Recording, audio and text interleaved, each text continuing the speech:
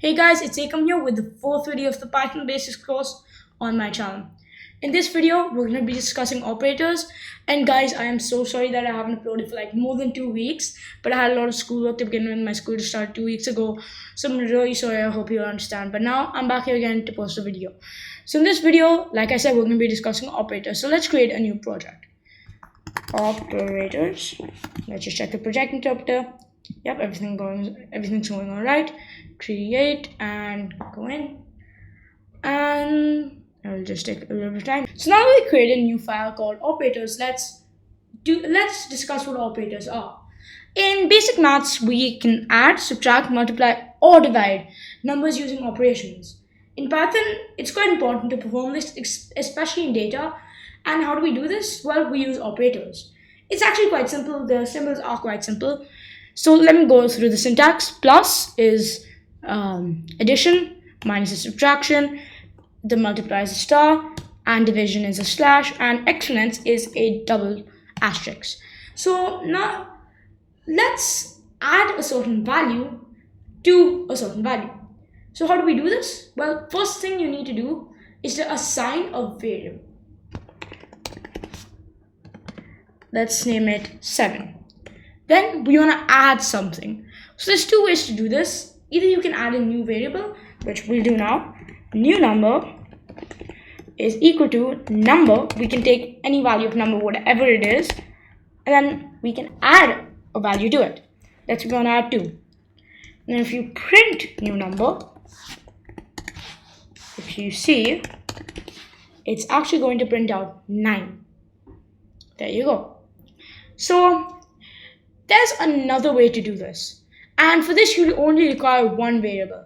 Now, how does this work? So what you need to do is you put number, and there's a thing called operator equal to. So that might sound a bit complicated, but I'll tell you what it is now. So let's say we want to add a certain value to 7, and we want to keep the new value as a permanent value. So we add, and the new value is equal to. This is how you assign it. So if you want to add a certain value and we want the new value to be equal to the two values added, we can do 2. And if you see, number is actually going to be stored as a 9. As you can see, it'll print out 9. So that's actually quite interesting. We can do it for other operations as well. Let's say multiply, it should print 14. There you can see it works for all operations. So now what do you want to take a user input and then add or multiply or whatever, do something to a certain value using our input? Well, for this, first of all, we're going to need an input. It is actually possible.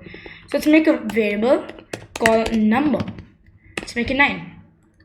So if you want to do something, if you want the user only to be able to put in an integer, what do? Well, first let's create the input. Let's make addition, because we want to add something, equal to input. And there's actually something quite interesting in Python where you can put in, which if you want to only have the user put in a certain data type, such as an integer, a string, or a float, you can actually do that using brackets. Let's just delete this. So you put in brackets like you normally would, but first you need to put in int. So what you're saying to Python is, I only want the response to be an integer. And then you go about it like normal. Input, and let's just say, put in a number. If you guys want to see this, it'll actually show you an error when you try to put in a different value. As you can see, we have to put brackets outside of int as well. And let's say we want to put in a letter. Hi. It's actually going to show us an error. So now that we're here, let's also use it to put in a number. And then number do addition. And if you want to print out number, as you can see, it should print out what the original number plus whatever input we put in. Let's run it. Put in a number 5. As you can see, 9 plus 5 is 14. So this is actually quite cool. So now let's talk about exponents. So it's actually quite simple. You type in the number that you want to put a certain power, and then you type in 2 asterisks, and that represents that you want something to be the power of. Let's do a 4. And let's put this in a variable. So you want 5 to the power of 4. And let's print it out. Or let's do something that we can calculate just first time. Let's put that 25. So as you can see, it's actually quite simple. So that's it for today, and I'll see you guys in the next video. We're gonna be discussing functions.